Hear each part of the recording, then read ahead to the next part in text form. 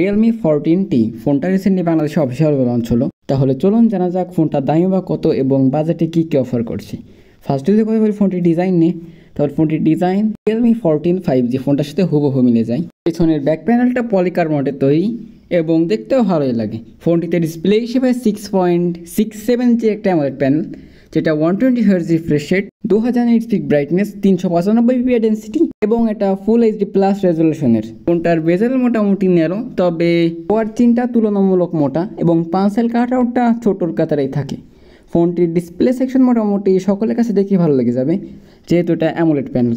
ফোনটিতে প্রসেসর হিসেবে আছে MediaTek Dimensity 6300, যেটা মূলত একটি 6nm চিপসেট এবং এটা মোটামুটি আপনি কম্পেয়ার করতে পারেন MediaTek Helio G100 এর সাথে, এবং এটা মোটামুটি ওর সমানই পারফরমেন্স প্রোভাইড করে, যদিও এটা 5G প্রসেসর।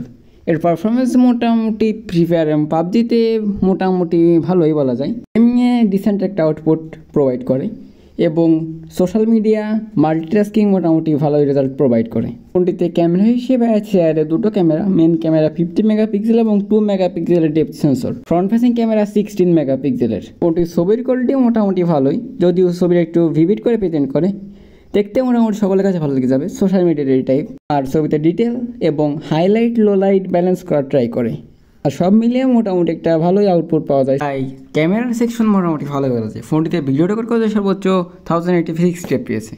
ফোনটিতে ব্যাটারি হিসেবে আছে 6000 mAh এবং 45 ওয়াটের চার্জার। ফোনটিতে অ্যান্ড্রয়েড ভার্সন হিসেবে আছে স্টেবল অ্যান্ড্রয়েড 15 এবং এই ফোনটিতে 3 বছরের অ্যান্ড্রয়েড আপডেট পাওয়া যাবে। তো বন্ধুরা, এই ছিল কিছু ভালো দিক এবং কিছু কমতির দিক নিয়ে ফোনটি। এই ছিল পুরো ভিডিও ভালো লাইক করে চ্যানেলটা সাবস্ক্রাইব করে দেবেন। দেখা হবে নতুন কোনো ভিডিওতে।